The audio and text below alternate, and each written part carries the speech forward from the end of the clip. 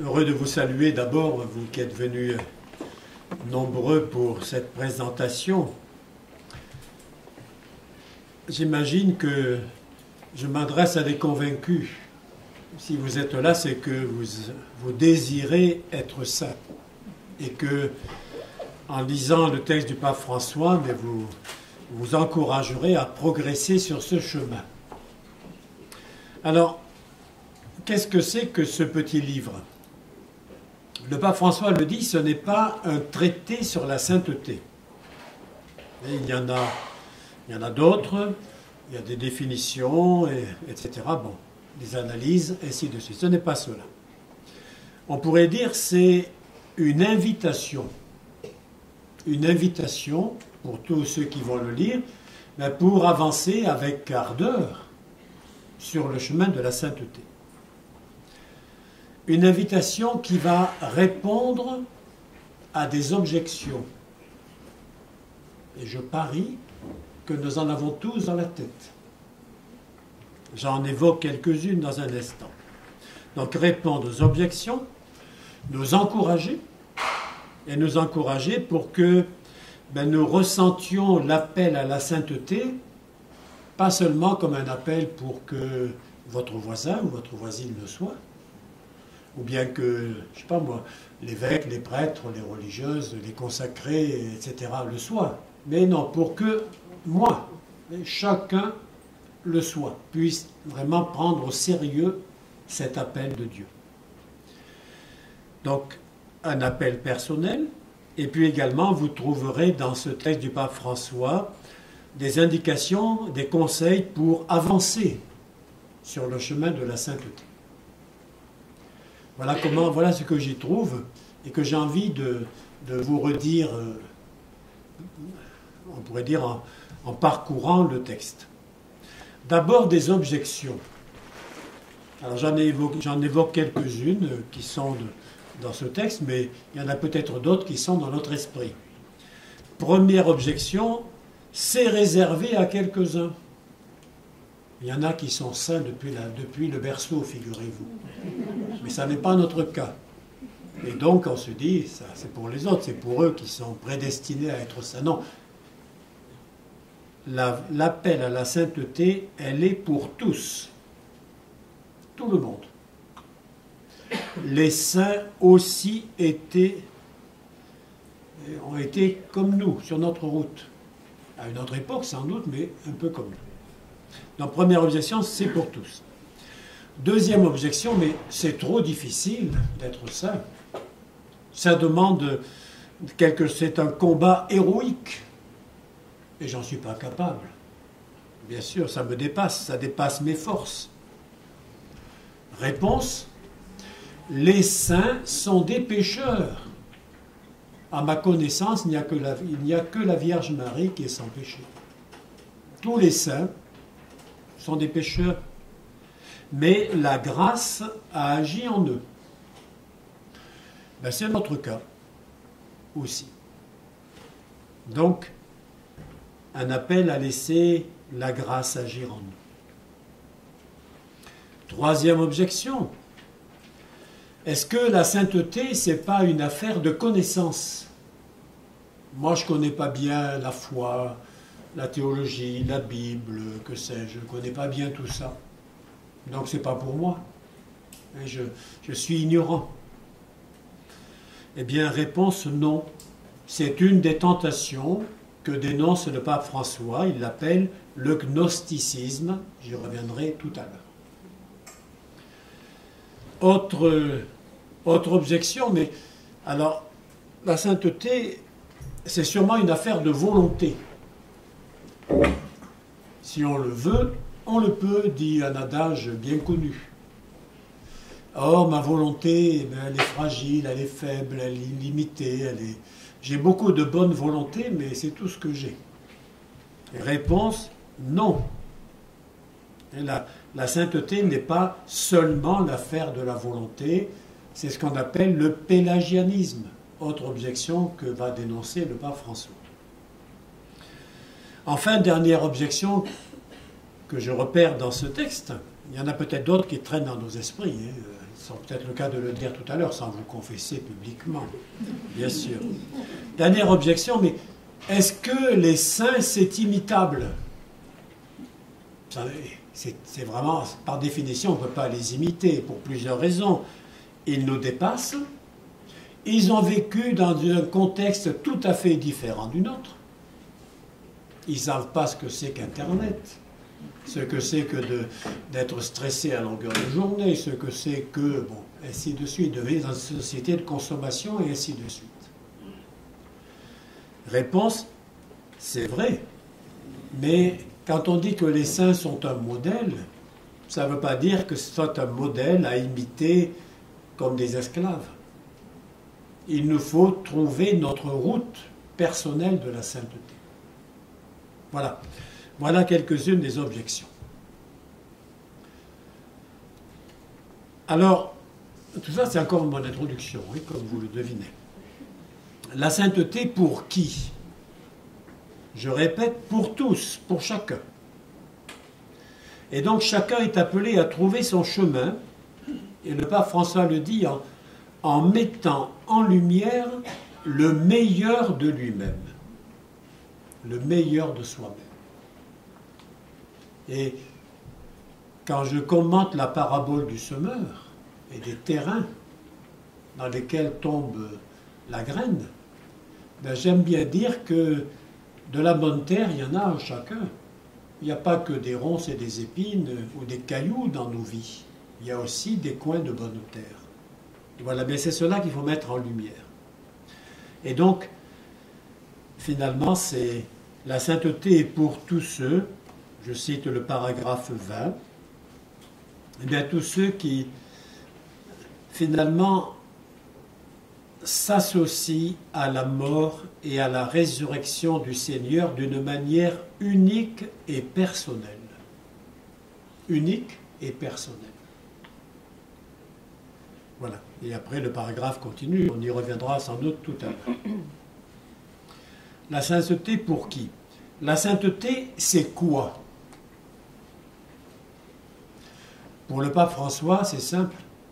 C'est vivre les béatitudes. Et il a un long commentaire des béatitudes selon saint Matthieu. La sainteté, c'est vivre les béatitudes. Et en prime, il nous ajoute la parabole du jugement dernier. Ce que vous avez fait au plus petit de mes frères, c'est à moi que vous l'avez fait, ou que vous ne l'avez pas fait. Donc voilà ce que c'est que la sainteté. Donc ça, c'est déjà un peu un parcours du plan hein, de l'exhortation. La sainteté, comment? Comment vivre la sainteté aujourd'hui? Chapitre 4. Quelques caractéristiques de la sainteté dans le monde actuel. Et j'y reviendrai dans un moment aussi. Et puis enfin, la sainteté, c'est quand? C'est pour quand? Quand je serai vieux? Quand je serai à la retraite, que j'aurai plus rien à faire? Non, vous devinez bien. La sainteté, c'est maintenant. Aujourd'hui. Et puis, l'exhortation du pape François se conclut par une invocation à la Vierge Marie et un regard vers elle, puisque elle a vécu comme personne les béatitudes de Jésus. Voilà quelques éléments qui peuvent nous éclairer et pour entrer dans ce beau texte.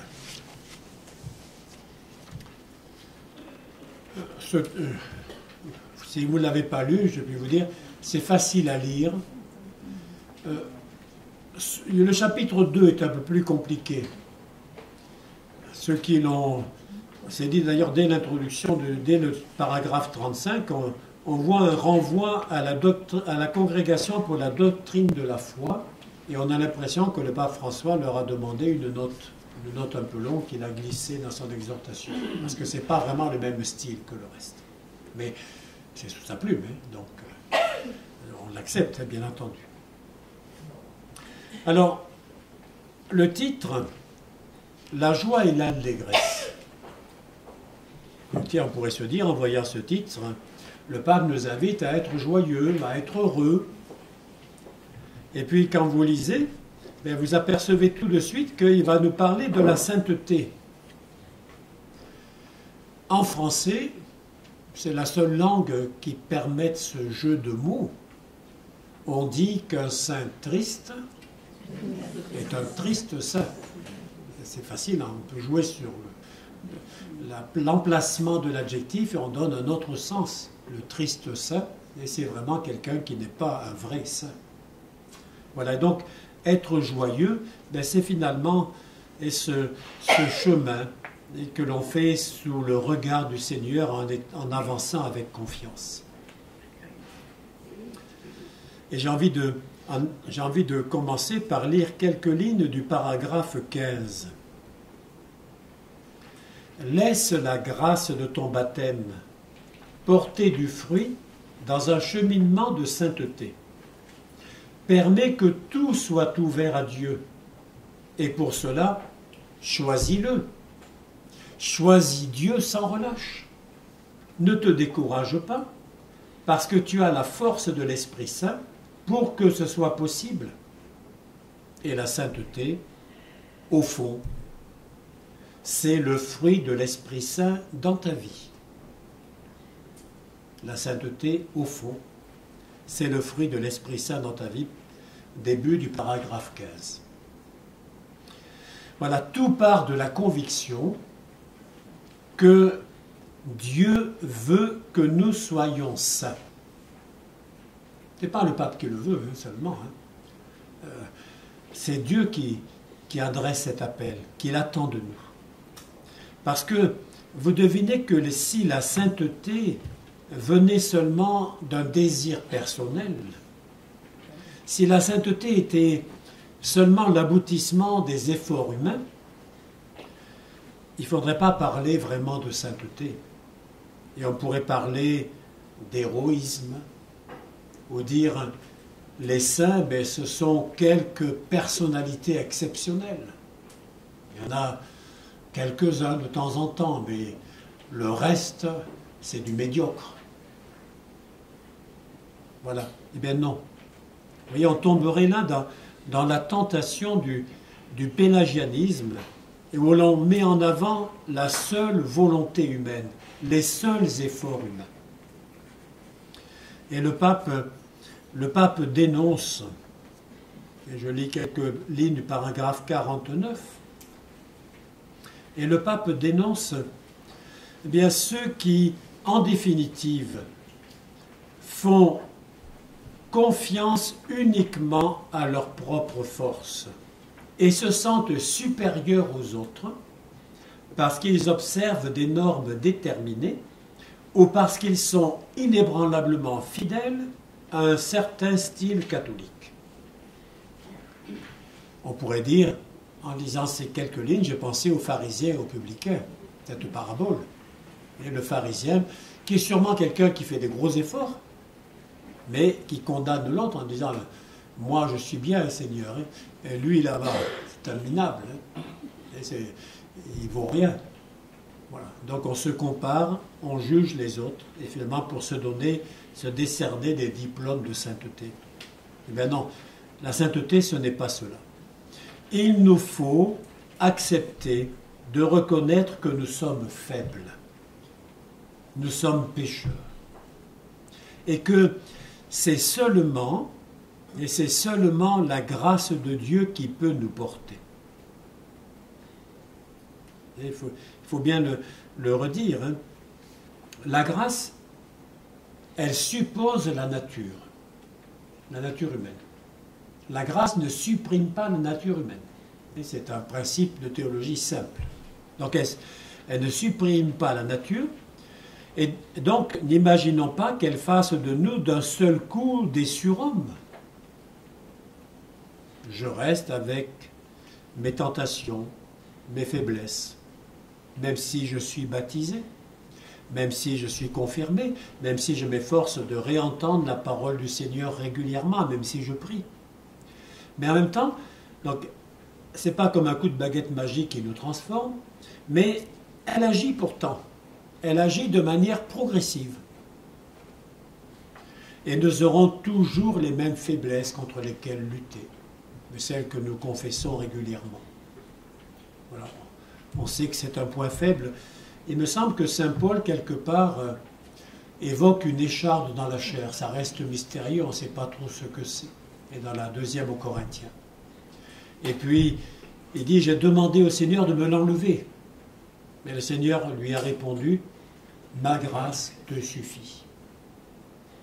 Voilà, il y a quelque chose là-dedans, et de ce principe-là. Ou bien pensons encore à l'appel de Simon-Pierre après la pêche miraculeuse, et dans Saint Luc au chapitre 5. Seigneur, éloigne-toi de moi. Je suis un homme pécheur, marqué par le péché. Sois sans crainte, désormais tu seras pécheur d'hommes. Donc Jésus ne lui répond pas, mais tu es incapable de me suivre, et tu es marqué par le mal et le péché.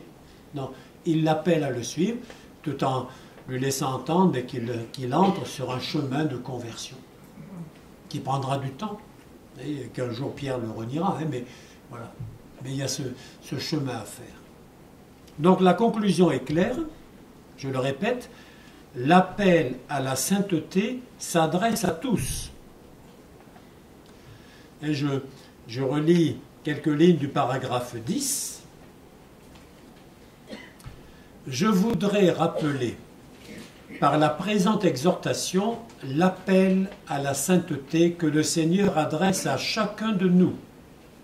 Cet appel qu'il t'adresse à toi aussi. Vous êtes devenus saints car je suis saint. Le Concile Vatican II l'a souligné avec force. N'oublions pas que ce n'est pas une idée du pape François à lui tout seul. Il reprend ce qu'est l'enseignement biblique, ce que le Concile Vatican II a dit dans le document sur l'Église, l'appel universel à la sainteté. Ou encore quelques lignes du paragraphe 11. Chacun dans sa route. Il ne faut donc pas se décourager quand on contemple des modèles de sainteté qui semblent inaccessibles. Si on se dit Saint François d'Assise, Saint Dominique, les saints dont on porte les prénoms peut-être, c'était de grands saints, mais tellement grands que à côté je suis un nain. Mais ne pas se décourager. Il y a des témoins qui sont utiles pour nous encourager, pour nous motiver, mais pas pour les copier. Je le lis, mais pas pour les copier, car cela pourrait même nous éloigner de la route unique et spécifique que le Seigneur veut pour nous. Ce qui importe, c'est que chaque croyant discerne son propre chemin et met en lumière le meilleur de lui-même, ce que j'ai déjà dit tout à l'heure, que le Seigneur a déposé de vraiment personnel en lui. Donc voilà ce parcours qui est proposé ici. Finalement, et ce parcours, on pourrait dire, être saint, qu'est-ce que c'est? J'ai envie de trouver cela dans Saint Ignace de Loyola. Je crois me rappeler que le pape est jésuite. Et Saint Ignace a une formule toute simple. C'est chercher et trouver Dieu en toutes choses. Chercher et trouver Dieu en toutes choses. Bien, pour le pape François, on dit il change des choses. Non, c'est là le cœur de tout changement profond. Mettre Dieu au centre. Et je reviens au paragraphe 1. Dieu veut que nous soyons saints. Il n'attend pas de nous que nous nous contentions d'une existence médiocre, édulcorée, sans consistance. Dès les premières pages de la Bible, il y a sous diverses formes l'appel à la sainteté. Voici comment le Seigneur le proposait à Abraham. Marche en ma présence et sois parfait. Pour Abraham. Voilà. Vous savez, ce n'est pas la première fois que le pape François parle de la sainteté dans ce texte. Il a souvent insisté sur, on pourrait dire, ce qu'on pourrait appeler, entre guillemets, la sainteté quotidienne. Et il y a 5 ans de cela, il était élu pape depuis peu de temps, il avait répondu à une interview pour les revues jésuites. En français, la revue Études, par exemple, mais il y en a d'autres en d'autres langues. Et il avait cette phrase que j'ai retrouvée: « Je vois la sainteté dans le peuple de Dieu patient, une femme qui fait grandir ses enfants, un homme qui travaille pour apporter le pain à sa maison, les malades, les prêtres âgés qui ont tant de blessures mais gardent le sourire parce qu'ils ont servi le Seigneur, les religieuses, je crois qu'il y en a dans la salle, les religieuses qui travaillent beaucoup et vivent une sainteté cachée. C'est pour moi la sainteté commune. La sainteté, je l'associe souvent à la patience. Pas seulement la patience comme persévérance, qui fait supporter les événements et les circonstances de la vie, mais aussi la constance pour aller en avant, jour après jour. C'est la sainteté de l'Église militante dont parle saint Ignace. C'était la sainteté de mes parents, ajoute-t-il, de mon papa et de ma maman, de ma grand-mère Rosa, qui m'a fait tant de bien. J'arrête la citation. Le pape François emploie encore une autre expression qu'il cite ici. Il l'emprunte à un auteur français qu'il aime bien, qui est mort en 1940 et qui a été complètement oublié. C'est Joseph Malegue. Son livre le plus connu en français, c'est Augustin, ou l'appel, j'oublie même le titre exact, ou l'appel du Seigneur, je crois le titre complet. J'essaie de le lire, mais ça fait 700-800 pages. C'est long. Bon, c'est en gros la vie de quelqu'un au début vers 1900. Hein. Donc, et ça se passe en partie à Paris, en partie dans le Cantal. Bon, voilà, avec de grandes descriptions très longues. Bon, voilà, bien. Voilà. Eh bien, de ce Joseph Malegue, il a retenu une expression: la classe moyenne de la sainteté. La classe moyenne de la sainteté. Pour dire, c'est pour tous. Donc, il ne faut pas chercher la sainteté dans des modèles idéaux, abstraits, surhumains. Le pape laisse entendre aussi que la sainteté, c'est pas être plongé dans un bain de teinture et puis on ressort d'un seul coup, on n'était pas saint et on ressort saint comme par enchantement. Hein. Non. Il y a des faiblesses dans tout être humain. L'essentiel est de poursuivre le chemin avec constance, aller de l'avant. Voilà. La classe moyenne de la sainteté, ou bien le pape François dit encore la sainteté de la porte d'à côté. La porte d'à côté, c'est-à-dire, n'allez pas imaginer des saints qui habitent à 10 000 km d'ici, non. Regardez votre voisin. Regardez autour de vous, il y a sûrement des saints inconnus. Et puis que cela vous stimule. Voilà. Voilà une idée qui est chère au pape François. Une autre idée qui est chère, ben c'est que la sainteté ne se vit pas tout seul. Elle se vit dans le corps de l'Église. Je peux lire le paragraphe 6, quelques lignes du paragraphe 6. D'abord. Personne n'est sauvé seul en tant qu'individu isolé. Mais Dieu nous attire en prenant en compte la trame complexe des relations interpersonnelles qui s'établissent dans la communauté humaine. Dieu a voulu entrer dans une dynamique populaire, dans la dynamique d'un peuple. Et la dynamique d'un peuple. Donc, première insistance. Et puis, on trouve beaucoup plus loin dans les paragraphes 140 à 146, et je l'envoie à ceux qui vivent en communauté, qui pourront méditer ces paragraphes. communautés religieuses ou autres. Hein. J'aperçois des jeunes de Cap Mission qui sont là. Hein. Voilà. Eh bien, paragraphe 141 par exemple. La sanctification est un cheminement communautaire à faire 2 à 2. Après, il dira qu'on peut être plus nombreux. Hein. Bon. C'est ainsi que le reflètent certaines communautés saintes. Et le pape fait remarquer d'abord que l'Église a parfois canonisé des groupes entiers. Des martyrs, sans doute, des fondateurs, des religieuses. Il évoque même les moines trappistes de Tibérine. Mais il ajoute, il y a beaucoup de couples saints, au sein desquels chacun a été un instrument du Christ pour la sanctification de l'autre. Vivre ou travailler avec d'autres, c'est sans aucun doute un chemin de développement spirituel. Je m'adresse aux membres de couples qui sont ici, et pour citer cela.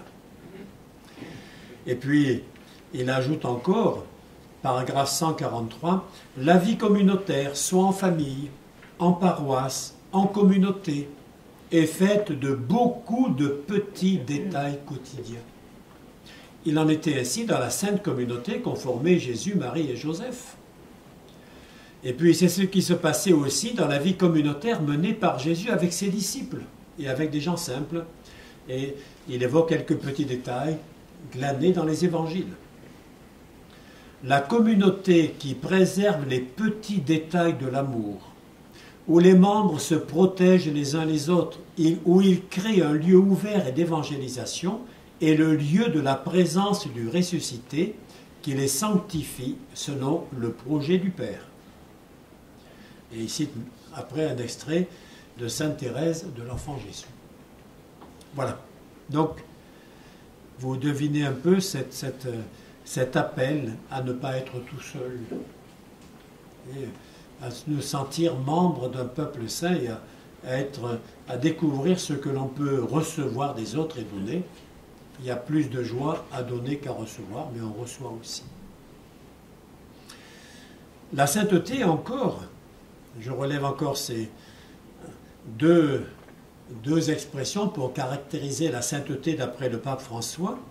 Bien, elle consiste à vivre sa propre vocation et sa propre mission. Paragraphe 19. Pour un chrétien, il n'est pas possible de penser à sa propre mission sur terre sans la concevoir comme un chemin de sainteté. Chaque saint est une mission. Le pape ne dit pas « chaque saint a une mission ». Il dit « il est une mission ». Il est un projet du Père pour refléter et incarner à un moment déterminé de l'histoire un aspect de l'Évangile. Et je crois que c'est un des arguments auxquels la Congrégation pour la cause des saints est sensible, en disant mais quelle est l'importance de la vie de telle personne pour aujourd'hui. Elle a vécu à une autre époque, dans un autre contexte, mais qu'est-ce qu'elle a à nous dire aujourd'hui, à nous, et tel que dans notre situation d'aujourd'hui. Et puis enfin, dernière chose, la sainteté, note le pape François, c'est un chemin, un cheminement, une route complexe.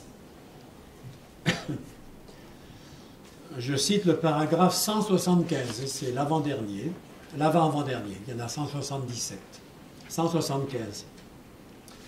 Finalement, il n'y a pas de domaine qui soit exclu du regard de Dieu. Sur tous les plans de la vie, nous pouvons continuer à grandir et à offrir quelque chose de plus à Dieu, y compris sur les plans où nous faisons l'expérience des difficultés les plus fortes. Mais il faut demander à l'Esprit Saint de nous délivrer, d'expulser cette peur qui nous porte à lui interdire d'entrer dans certains domaines de notre vie. Et on a parfois des zones qu'on n'aime pas trop montrer, même à Dieu. Voilà. Et le Seigneur vient nous libérer. Donc la sainteté n'est pas une comptabilité des vertus, et où on fait la liste des bonnes actions qu'on a pu faire. Et la grâce de Dieu nous transforme peu à peu. Alors, ceci étant dit, je voudrais pendant une petite demi-heure maintenant, c'est la dernière grande partie de mon exposé, mais aborder ce que je pourrais appeler 10 conseils pour devenir saint. 10. C'est un chiffre symbolique. On aurait pu, en m'efforçant, j'aurais peut-être pu en trouver un de plus. Voilà. Premièrement, même s'il y a des choses que je reprends, mais l'appel est pour toi. Je fais exprès de dire ce toi. Parce que, vous l'avez déjà peut-être remarqué en écoutant l'un ou l'autre extrait que j'ai lu, il y a un certain nombre de passages de l'exhortation où le pape s'adresse à la deuxième personne du singulier. Ce n'est pas très habituel, ça, dans les textes d'un pape. Voilà. Mais on pourrait dire, voilà, c'est une manière très personnelle et dans laquelle le pape veut s'adresser à chacun. Alors, je vous fais quelques citations, mais elles sont pas complètes. Hein. Simplement des citations où on voit plus, où il y a l'un ou l'autre paragraphe à la suite. Hein. Par exemple, 14 et 15, 23 à 25, 32 à 34, 118, 151, par exemple. Et après, on peut trouver d'autres phrases ici ou là. Hein. Vous voyez, je lis le début du paragraphe 14. Pour être saint, il n'est pas nécessaire d'être évêque, prêtre, religieuse ou religieux. Je l'ai déjà dit. Bien souvent, nous sommes tentés, objection, hein, nous sommes tentés de penser que la sainteté n'est réservée qu'à ceux qui peuvent prendre de la distance par rapport aux occupations ordinaires. Ils n'ont pas à s'inquiéter d'aller travailler, ou bien on leur fait le repas, ou bien je ne sais pas quoi. Bon, voilà. Et donc, ils peuvent consacrer beaucoup de temps à la prière, eux. Voilà. Et il n'en est pas ainsi, dit le pape. Nous sommes tous appelés à être des saints en vivant avec amour et en offrant un témoignage personnel dans nos occupations quotidiennes, là où chacun se trouve. Es-tu une consacrée ou un consacré? Sois saint en vivant avec joie ton engagement. Es-tu marié? Sois saint en aimant et en prenant soin de ton époux ou de ton épouse, comme le Christ l'a fait avec l'Église. Es-tu un travailleur? Sois saint en accomplissant honnêtement et avec compétence ton travail au service de tes frères. Es-tu père, mère, grand-père, grand-mère? Sois saint. Bon, voilà. As-tu de l'autorité? Sois saint en luttant pour le bien commun, en renonçant à tes intérêts personnels. Laisse la grâce de ton baptême porter du fruit dans un cheminement de sainteté, etc. Des paragraphes à la deuxième personne, et puis il y en a plein d'autres, mais qui sont souvent des questions. Et souvent des questions. Voilà, finalement, le pape veut stimuler ses lecteurs. Et donc, il s'adresse à eux personnellement. Et qu'en lisant ce texte, on n'ait pas l'impression que le pape parle pour d'autres. Non, il s'adresse à moi, tel que je suis. Voilà.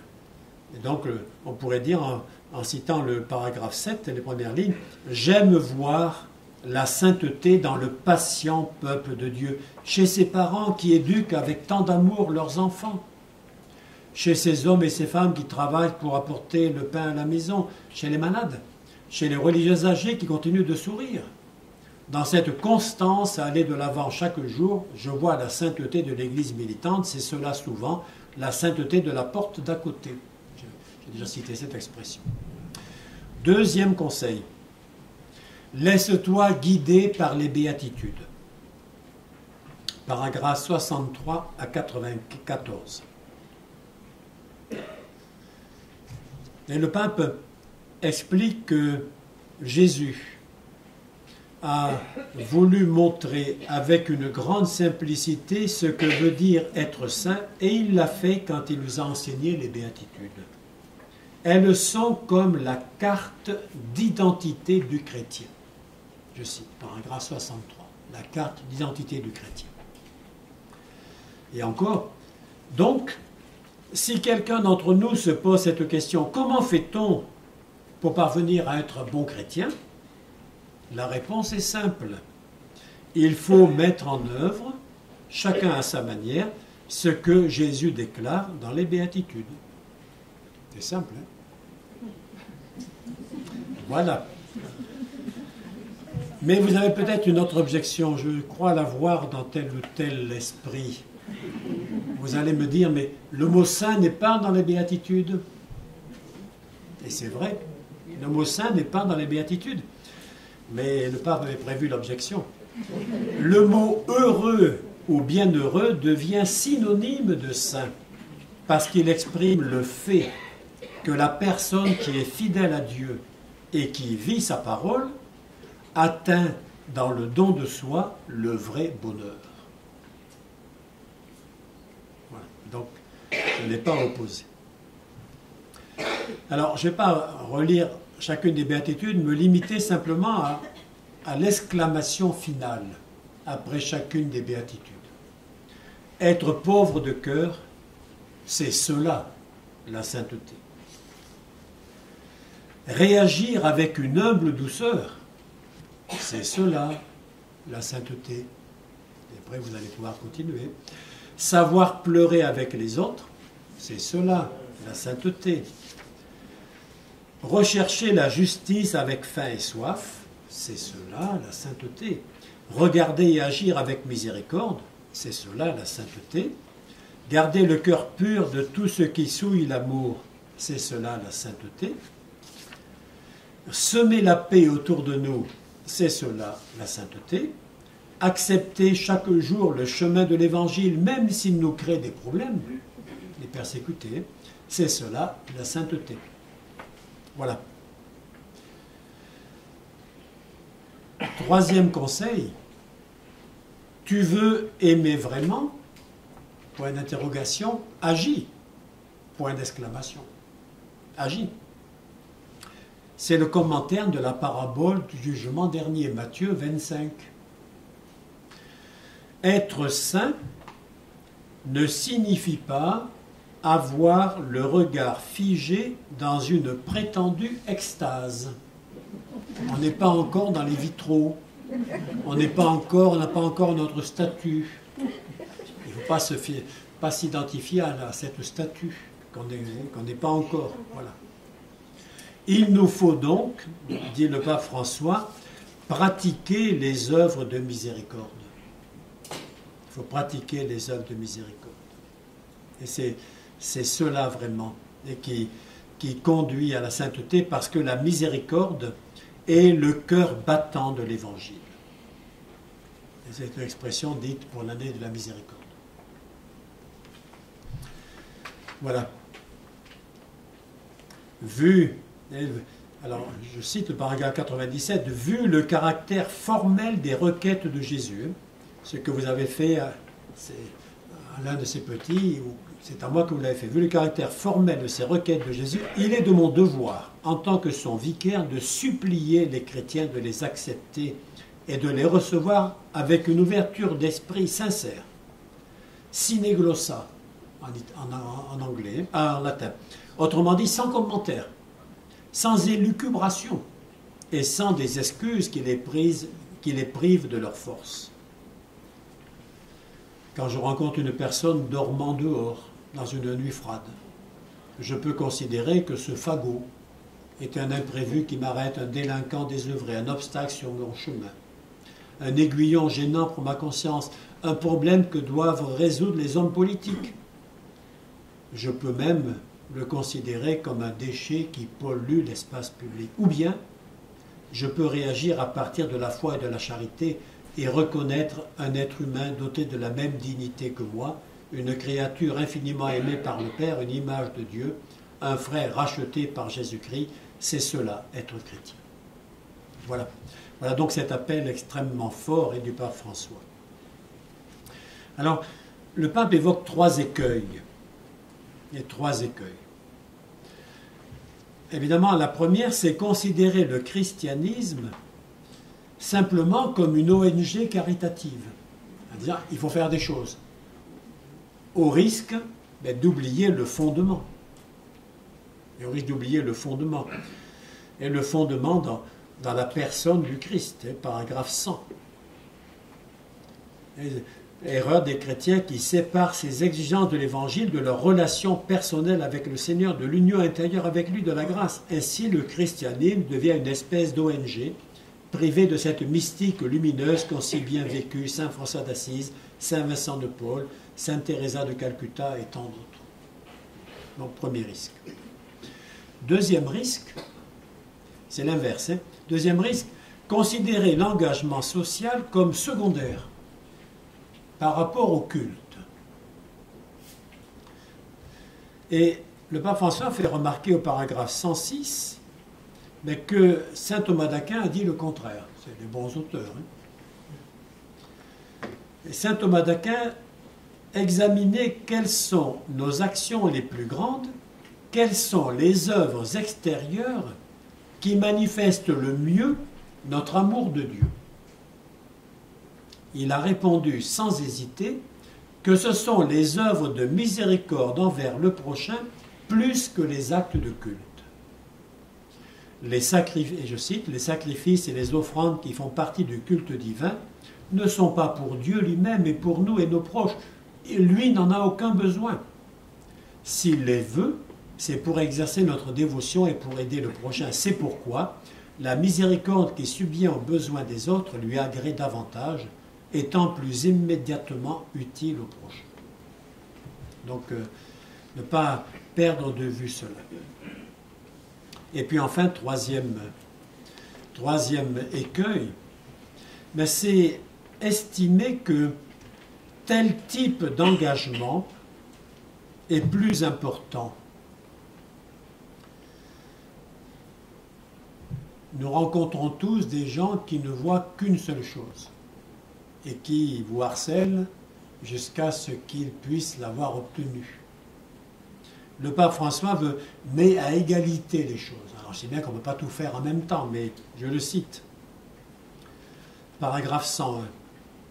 La défense de l'innocent qui n'est pas encore né, par exemple, doit être sans équivoque, ferme et passionnée, parce que là est en jeu la dignité de la vie humaine toujours sacrée. Et l'amour de chaque personne, indépendamment de son développement, exige cela. Mais est également sacrée la vie des pauvres qui sont déjà nés. Penser à l'un ne doit pas amener à oublier les autres. De ceux qui se débattent dans la misère, l'abandon, le mépris, la traite des personnes, l'euthanasie cachée des malades et des personnes âgées privées d'attention, dans des nouvelles formes d'esclavage et dans tout genre de marginalisation.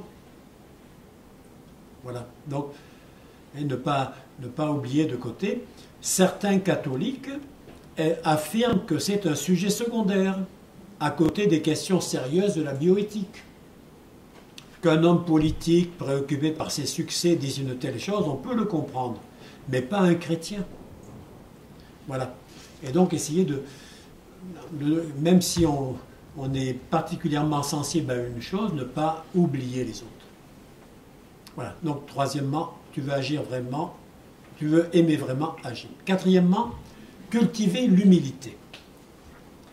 Ici, j'arrive au chapitre 4 sur les caractéristiques de la sainteté dans le monde actuel.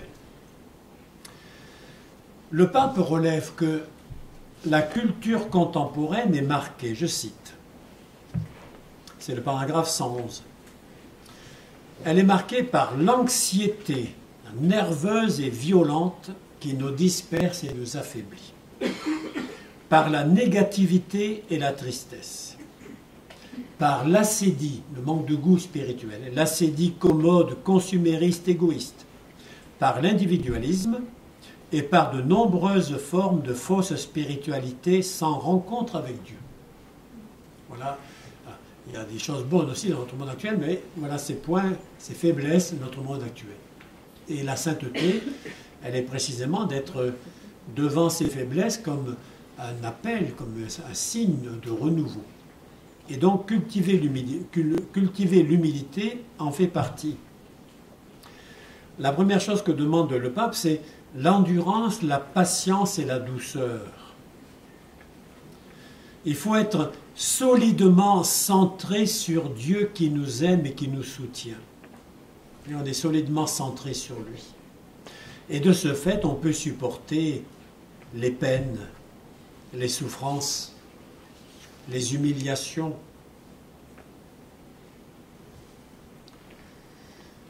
Et la force intérieure qui est l'œuvre de la grâce nous préserve de la contagion de la violence qui envahit la vie sociale. Et les journaux, la télévision, les informations en sont remplis. Et puis le pape fait même remarquer, ça ne concerne peut-être pas tous ceux qui m'écoutent, mais peut-être quelques-uns quand même. Les chrétiens aussi peuvent faire partie des réseaux de violence verbale sur Internet et à travers les différents forums ou espaces d'échange digital. Même dans des milieux catholiques, on peut dépasser les limites. On a coutume de banaliser la diffamation et la calomnie, etc. Et porter atteinte à la renommée d'autrui. Et sur ces réseaux, on dit des choses qui ne seraient pas tolérables dans la vie publique. On cherche à compenser ses propres insatisfactions. Voilà.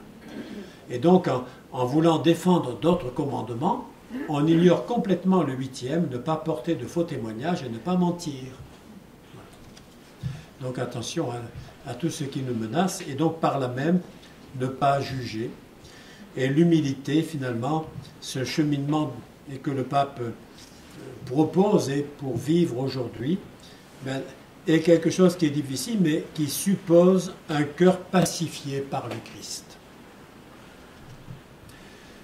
5e conseil, être dans la joie.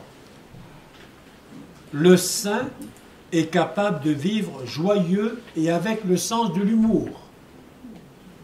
Je cite, bien sûr, c'est pas de moi tout ça. Paragraphe 122. Tout ce qui a été dit jusqu'à présent n'implique pas un esprit inhibé, triste, aigri, mélancolique, un profil bas, amorphe. Le saint est capable de vivre joyeux avec le sens de l'humour. Rappelons le don de l'Esprit Saint. Amour, ça rassemble tout. Joie, paix, douceur. Voilà. Mais le deuxième, c'est la joie. Et c'est la joie. Et ça ne veut pas dire qu'il n'y ait pas des moments douloureux à vivre. Dans toute existence, il y a des souffrances, des peines, des choses lourdes et difficiles à porter. Mais on reste profondément ancré dans la certitude et de se savoir aimer au-delà de tout. Et c'est ce que dit le pape. Et en note, il cite même une prière attribuée à saint Thomas More, bien connu, qui est avec un certain humour anglais. Je lis quelques lignes. Donne-moi une bonne digestion, Seigneur, et aussi quelque chose à digérer. Vous voyez, ça fait rire. Voilà. Donne-moi la santé du corps avec le sens de la garder au mieux. Je peux demander la santé, mais si je mène une vie de bâton de chaise, ou si je brûle la chandelle par les deux bouts, il ne faut pas que je m'étonne d'être malade. Voilà. Donc, les deux. Voilà. Et enfin, conclusion de cette prière, Seigneur, donne-moi l'humour pour que je tire quelque bonheur de cette vie et que j'en fasse profiter les autres. Voilà. Donc vous voyez que cette joie dont parle le pape François, ce n'est pas la consommation ou le plaisir d'avoir, et c'est une joie qui se vit en communion. Il y a plus de joie à donner qu'à recevoir, a dit le Seigneur Jésus, d'après une parole citée par saint Paul. 6e, oser évangéliser. La sainteté n'est pas timidité, elle est audacieuse. Elle conduit à révéler à d'autres ce qui nous fait vivre. Et le pape François l'évoque dans les paragraphes 129 et suivants. Il évoque Jésus, il évoque aussi les apôtres, il évoque aussi, paragraphe 134, le prophète Jonas. On sait que Jonas, c'est pas un récit historique, c'est plutôt du genre du roman, mais édifiant, hein, bien sûr. Jonas, Dieu lui demande d'aller à l'est. Première réaction, il file à l'ouest. Va vers Ninive, hop, il file vers l'Espagne. Mais son bateau fait naufrage. Donc il est récupéré de façon un peu inhabituelle et le poisson le remet sur le rivage. Bon, cette fois-ci, il écoute et il va vers Ninive, courageusement. Il fait si bien que Ninive se convertit. Ça ne le rend pas très content. Bon, on se demande pourquoi. Il n'est pas très content il aurait sans doute aimé que Ninive soit détruite. Alors, il n'est pas très content. Et il va bouder sous un arbre. Alors, il y a un soleil de plomb. Alors, les premières heures, l'arbre est là, et puis Dieu envoie un ver pour piquer l'arbre, et puis en un instant, c'est un roman, tout se passe très vite et très facilement, en un instant, l'arbre devient tout desséché. Et puis Jonas râle en disant, je me fais cuire maintenant, qu'est-ce que c'est que ça, et pourquoi cet arbre ne tient plus, voilà. Et puis Dieu lui dit, voilà, tu as pitié de cet arbre, et tu penses à ta vie, et puis tu voulais que Ninive, où il y a 120 000 gamins, soit détruite. Alors, moi, je ne suis pas comme ça. Voilà. Donc, vous voyez, finalement, Dieu veut nous conduire vers les autres. Et c'est oser évangéliser parce que Dieu veut nous conduire vers les autres. Et nous avons besoin de l'impulsion de l'esprit pour ne pas être paralysés par la peur. Et pour oser dire l'évangile sans crainte. Et Dieu nous oriente vers les périphéries. Dieu lui-même, paragraphe 135, Dieu lui-même s'est fait périphérie. Expression bien connue du pape François sur les périphéries.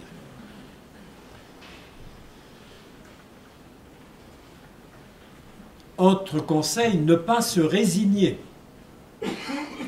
C'est une des tentations qui nous guette. On se dit, j'y peux rien, c'est plus fort que moi, c'est normal, c'est comme ça, c'est l'accoutumance. Et à partir de cette accoutumance, finalement, on n'affronte plus le mal. Les paragraphes 137 et suivants. L'accoutumance nous séduit, nous dit que chercher à changer quelque chose n'a pas de sens, que nous ne pouvons rien faire face à cette situation, qu'il en a toujours été ainsi, et que malgré tout on a survécu.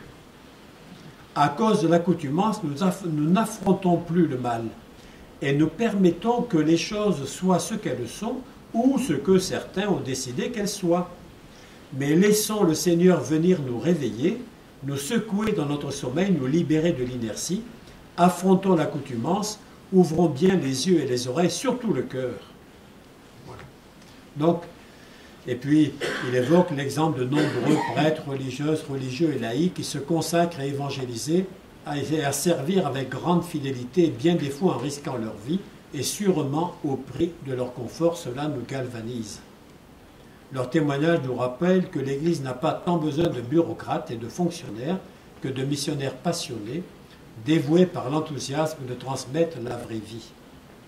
Les saints surprennent et dérangent, car leur vie nous invite à sortir de la médiocrité tranquille et anesthésiante. Donc, ne pas nous résigner. Autre conseil, huitièmement, prier régulièrement. Paragraphe 147.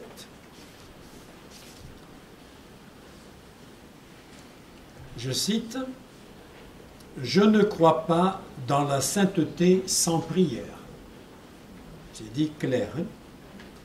Bien qu'il ne s'agisse pas nécessairement de longs moments ou de sentiments intenses. Prier, croyez-moi, enfin vous le savez aussi par expérience, c'est aussi bien souvent ne rien sentir. Hein? On n'est pas au 7e ciel, mais voilà. Prier régulièrement. Le saint est quelqu'un qui a besoin de communiquer avec Dieu et qui a un esprit de prière et qui fait qu'il soupire vers Dieu, note le pape François. et je lis, hein, toujours le paragraphe 147, c'est quelqu'un qui ne supporte pas d'être asphyxié dans l'immanence close de ce monde, et au milieu de ses efforts et de ses engagements, il soupire vers Dieu, il sort de lui-même dans la louange, il élargit ses limites dans la contemplation du Seigneur. Voilà, donc on n'est pas toujours dans des situations de prière, mais le pape François dit qu'il faut essayer de se placer dans un état de prière. Vous voyez la nuance entre situation et état.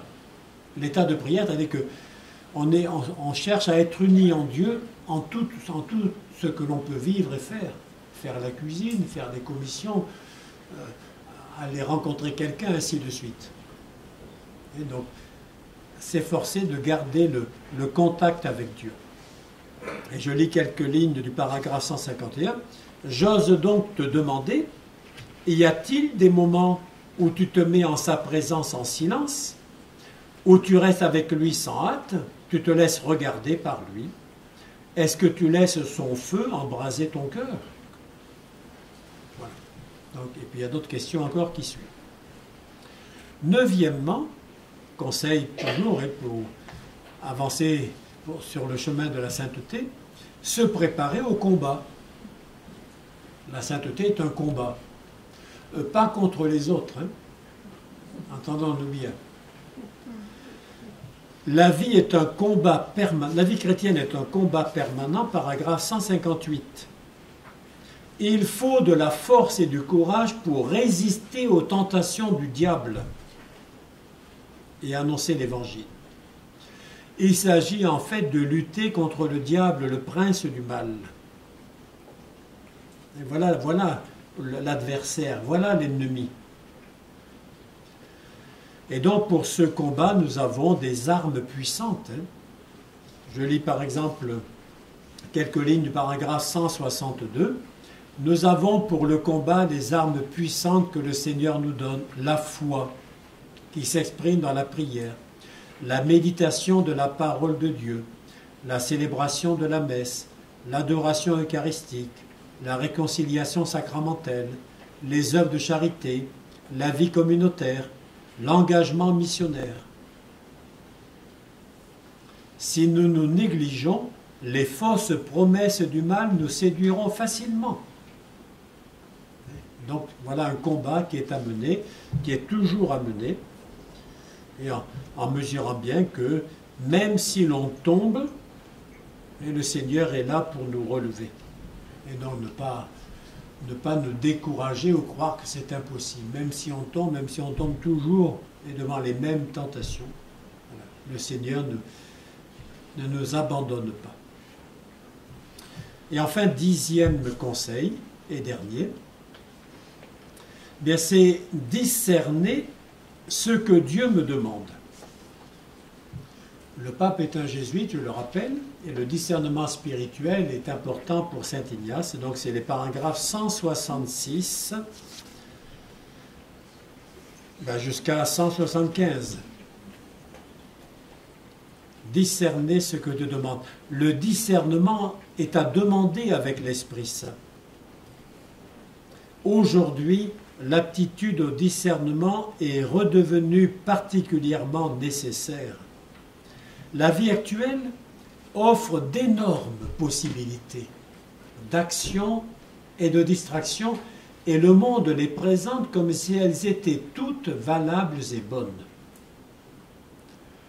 Alors, le pape fait remarquer que c'est peut-être encore plus important pour ceux qui sont plus jeunes. Tout le monde, mais spécialement les jeunes, est exposé à un zapping constant. Il est possible de naviguer sur 2 ou 3 écrans simultanément. On croirait que le pape le fait.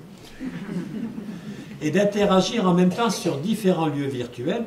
Sans la sagesse du discernement, nous pouvons devenir facilement des marionnettes à la merci des tendances du moment. Et donc il faut discerner si c'est Dieu qui nous fait signe, ou bien si c'est l'esprit du monde ou l'esprit du mal, du diable. Voilà, le discernement est donc important et donc nécessaire.